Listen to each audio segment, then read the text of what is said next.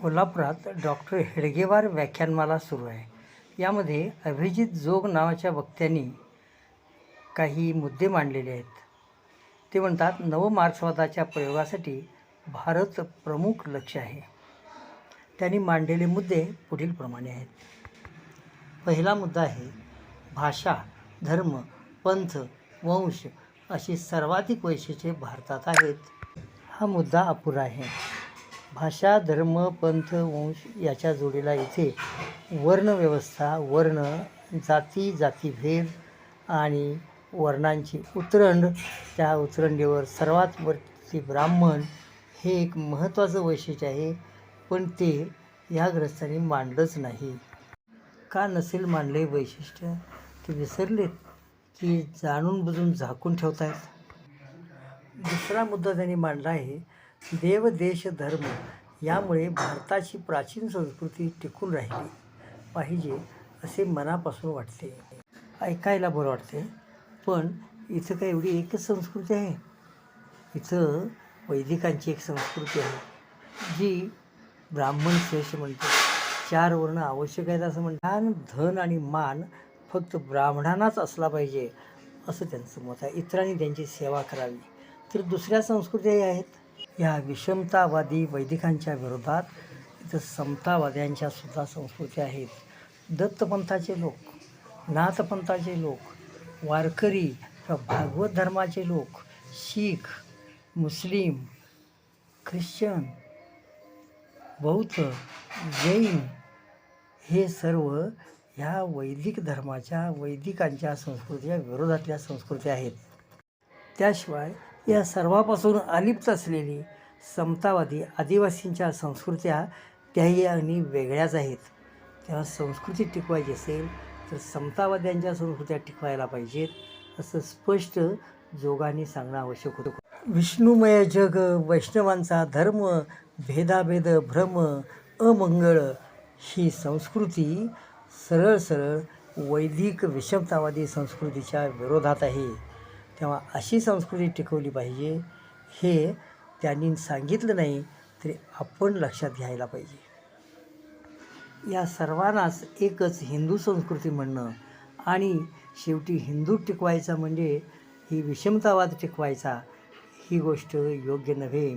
बळीची, शेतकऱ्यांची संस्कृती टिकवण्यासाठी महिला आजही म्हणतात, इडापिडा ठळो, बळीचे राजे येवो. तिसरा मुद्दा त्यांचा आहे, मार्क्सवादी वेगवेगळ्या गटात विभागलेल्या, संघर्ष होत असलेल्या गटांच्या शोधात असतात. अशा गटांना बळी ठरवणे सोपे जाते. म्हणून नवमार्क्सवादाच्या प्रयोगासाठी भारत हे प्रमुख लक्ष ठरले आहे. मार्क्सवादी असे संघर्षरत गट शोधत नाहीत. ते संघर्षरत असलेले वर्ग शोधतात आणि त्यांच्या दृष्टीनं शोषक आणि शोषित, पिळणारे आणि पिळले जाणारे असेच वर्ग समाजात सतत कार्यरत असतात.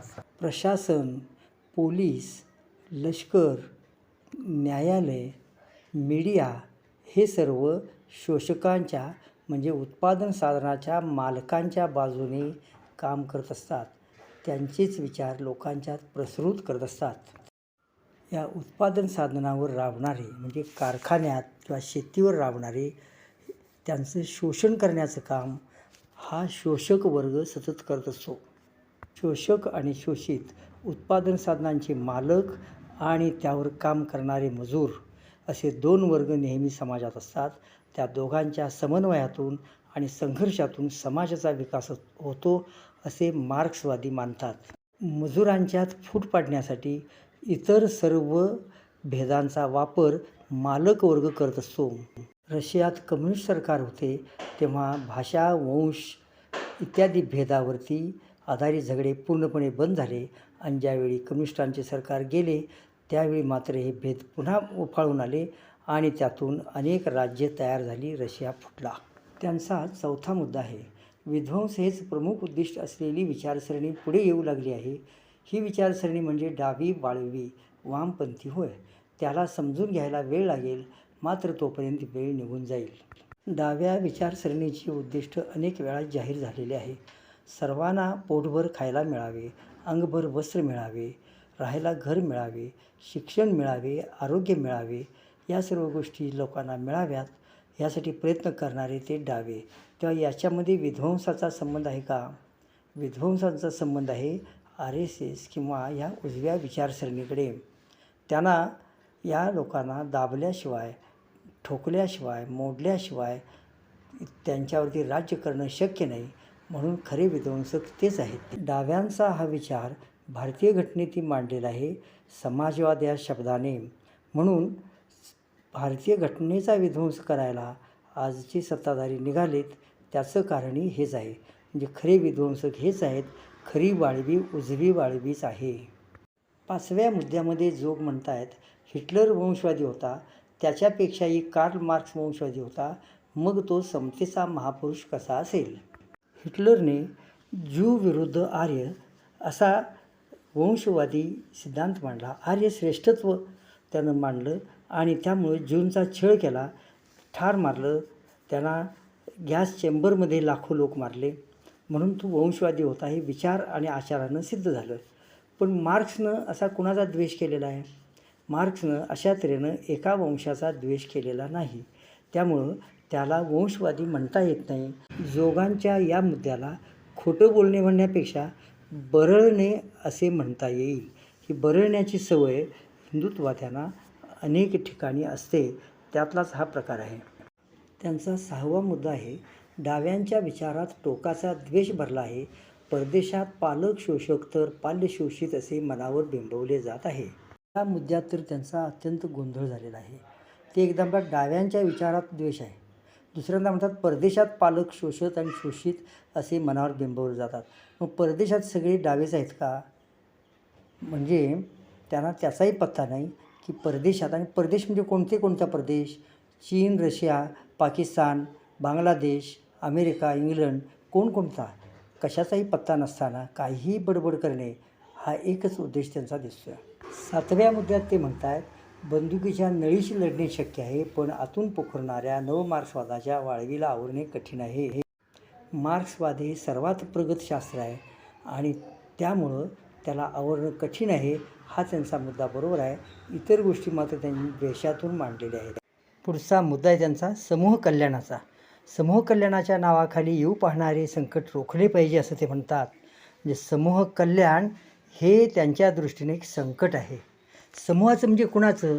सर्वसामान्य लोक म्हणजे हा समूह आहे.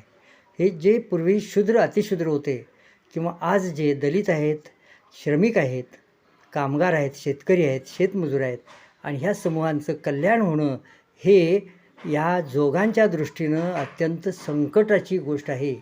म्हणजेच हा मूळचा जो मनुस्मृतीमधला विचार आहे, शूद्रांना शहाणं करू नका, शूद्रांना ज्ञान देऊ नका, शूद्रांना धन देऊ नका, हाच मुद्दा ते पुन्हा एकदा मांडतायत. समूहांचं कल्याण करणं हे मोठं संकट वाटते जोगांना, आणि ते सांगतायत हिंदू व्यासपीठावरून. खरं म्हणजे हिंदू व्यासपीठ आहे काय? त्यामध्ये हिंदूंच्या हिताचा संबंध आहे का? हा सर्व संबंध आहे ब्राह्मण्यवादी हितासाठी.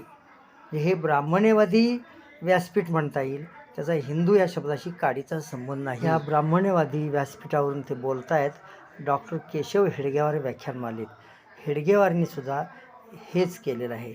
ब्राह्मण्यवादांच्या फायद्यासाठी, हितसंबंध जपण्यासाठी त्यांनी संघटना काढली.